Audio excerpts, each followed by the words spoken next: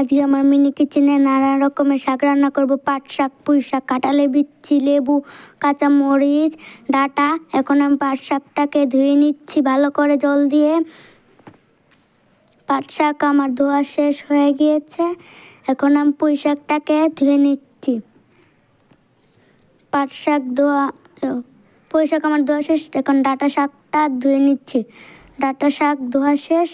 এখন আমি ধনিয়া পাতা আর থানকুনি পাতাটাকে ধুয়ে নেব। ধনিয়া পাতা ধোয়া শেষ। এখন আমি থানকুনি পাতাটা ধুয়ে নিচ্ছি।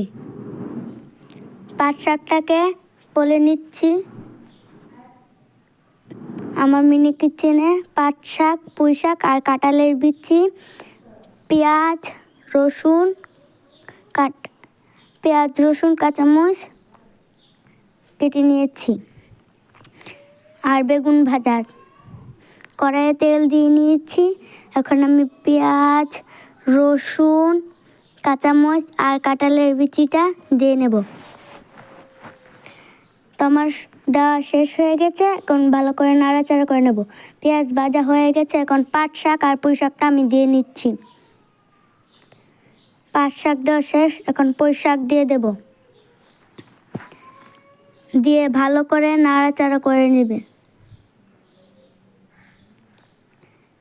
আজকে আমার মিনি কিচেনে কোনো ক্ষয়ক্ষতি হয়নি, সহি সালামতে সব রান্না করতে পেরেছি। আমার পাট শাক, পুঁই শাক আর কাঁঠালের বিচি হয়ে গেছে। এখন আমি নামিয়ে নেব। একটি বোলের মধ্যে নামিয়ে নিচ্ছি। এখন আমি কড়াইয়ে তেল দিয়ে দেব বেগুন ভাজার জন্য। আমার পাট শাকটা কিন্তু অনেক সুন্দর হয়েছিল আর খেতে অনেক মজা। আমি কড়াইয়ে তেল দিয়ে দিয়েছি আর বেগুন ভাজা দিয়ে দিয়েছি। বেগুন ভাজতে হলুদ, লবণ দিয়ে নেব।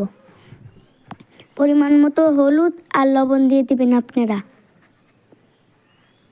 আমার বেগুন ভাজা হয়ে গিয়েছে। এখন আমি নামিয়ে নেব। এখন আমি নামিয়ে নিচ্ছি। আমার বেগুন ভাজাটা দেখতে অনেক সুন্দর হয়েছিল। এখন আমি আমার ভাইদের খেতে দেব।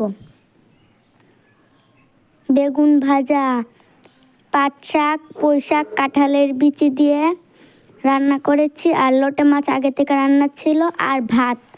এখন আমি লেবু কেটে নেব। লেবু আগে থেকে জলে ধুয়ে রেখেছিলাম, এখন কেটে নিচ্ছি। আমার ভাইয়েরা তো মহা খুশি যে আমার মিনি কিচেনের রান্না খাবে বলে। এখন আমি আমার ছোট ভাইকে ভাত দিয়ে দিচ্ছি, পাট শাক আর লেবু। এখন আমি ভাত, পাট শাক, বেগুন ভাজা আর লেবু দিয়ে দিচ্ছি। আমার মিনি কিচেনের রান্না ভালো লাগলে আপনার সবাই লাইক, কমেন্ট, শেয়ার করে দিবেন। আল্লাহ হাফেজ, টাটা। আমি আগে থেকে ডাল রান্না করেছিলাম। আল্লাহ হাফেজ, লাইক করে দিবেন।